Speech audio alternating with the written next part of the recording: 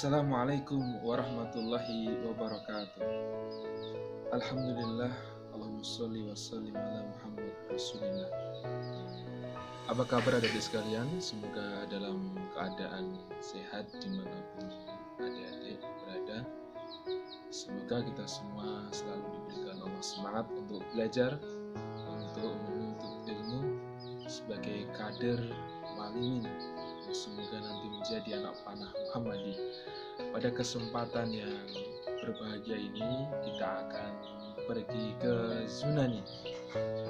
Kita ke sana bukan sekedar wisata, tapi kita akan berwisata intelektual.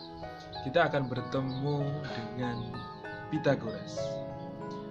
Sudah tidak asing lagi dengan kata Pythagoras. Ya, rumus teorema Pythagoras. Mungkin adik-adik ada yang ingat atau ada yang lupa. Kali ini kita akan menyelami kehidupan Pythagoras. Beliau adalah sosok orang besar dalam tradisi Yunani. Beliau adalah seorang yang pertama kali mengenalkan istilah besar dalam kehidupan. Kalau ditanya filsafat pertama kali siapa yang mengenalkan, dialah yang disebut dengan Pythagoras. Yang memakai istilah filosofia pertama kali adalah Pythagoras. Sebelum Pythagoras menggunakan istilah filosofia, orang-orang alim pada masa itu, orang-orang berilmu pada masa itu disebut dengan kaum Sophos. Sebab ketika Pythagoras ditanya, "Sesungguhnya siapa kamu?" Pythagoras menjawab, "Aku adalah pecinta kebijaksanaan." Rasakan bedanya. Apa yang membedakan kata-kata bijaksana dengan pecinta kebijaksanaan? Coba tebak dari sana.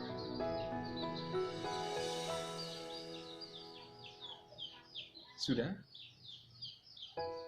Kalau seseorang mengidentifikasi dirinya sebagai seorang yang bijaksana, maka sesungguhnya dia adalah orang yang berhenti, orang yang mandek, orang yang sudah cukup dengan keadaan dirinya yang sekarang.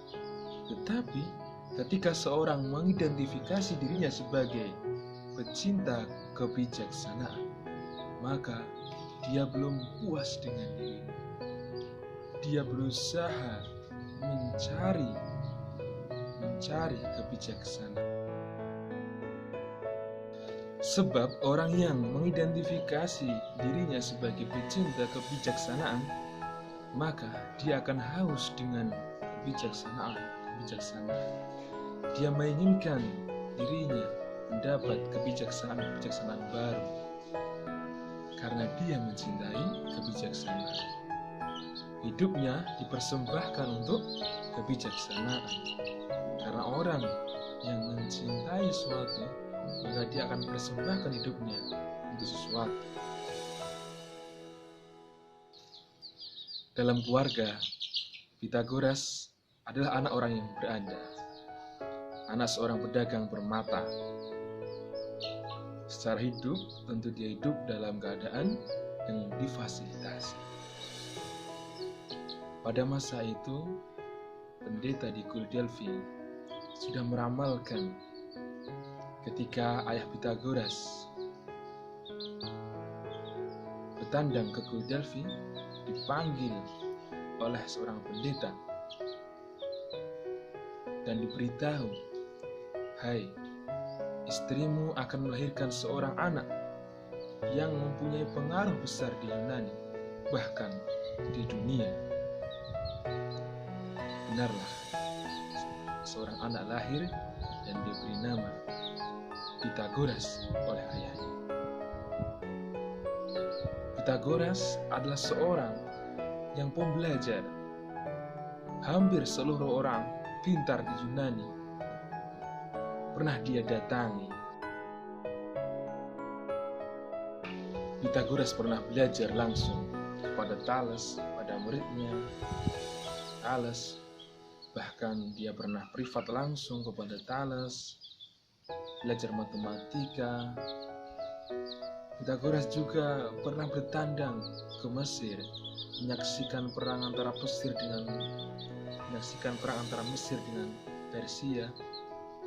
Kemudian dia bertandang juga ke India, melihat tradisi Hindu. Maka secara wawasan, Pythagoras mempunyai wawasan yang sangat luas. Pythagoras juga memiliki aliran berpikir. Dia mempunyai kelompok, punya torikoh, kalau sekarang menyebutnya. Dia punya aliran Pythagoreanisme. Ini sangat unik. Aliran Pythagorean adalah aliran yang mampu menggabungkan antara mistik, matematik, dan sains, di mana tiga hal ini sangat sulit untuk digabungkan. Manusia modern zaman sekarang mendikotomi bahwa sains lebih dekat dengan akal, rasio, dan empirisme, sedangkan mistik lebih dekat dengan hati, dimensi batin. Maka sungguhnya Pythagoras adalah orang yang luar biasa karena mampu menggabungkan tiga hal ini. Karena memang dia adalah seorang pakar filsafat. Jadi, kalau kita tahu Al-Farabi, ada tradisi menempuh jalan menuju Tuhan dengan jalur akal. Tidak mesti lewat jalur yang kata Imam Ghazali adalah jalur qalb atau hati. Jadi, berjalan menuju Tuhan juga bisa ditempuh dengan cara meniti jalur akal. Hanya memang mungkin lebih sulit dan butuh perjuangan. By the way, Pythagoras juga menikah, beda dengan Thales. Pythagoras menikah di umur 60 tahun dan beliau meninggal di umur sekitar 80-an tahun.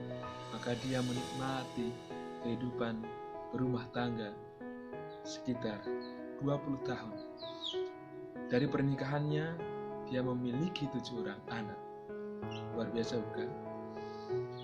Ya memang, konon dia memang menikah dengan salah satu santrinya sendiri, seorang perempuan.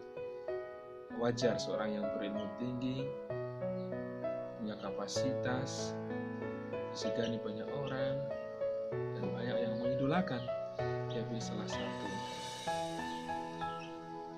Kamu jangan tentu meniru ya, ini hanya umur 60 ya, belum tentu kita bisa hidup panjang karena kita tidak tahu kapan ajal menjemput. Kita akan melanjutkan pada hal yang luar biasa dari karya besar Pythagoras. Dia punya gagasan di aliran yang dia miliki, aliran Pythagoreanisme. Salah satunya adalah sakralisasi angka. Alam semesta ini tersusun dari angka-angka. Alam semesta ini tersusun dari harmoni. Bukankah kita menyaksikan ada panas, ada dingin, ada tinggi, ada pendek, ada berat, ada ringan, ada hujan, ada panas. Semua adalah harmoni. Dan kalau kita bicara harmoni, itu adalah ukuran. Kita bisa mengidentifikasi itu sebagai kebajikan karena kita bisa mengidentifikasi bisa mengukur tentang entitas yang namanya kejahatan, keburukan.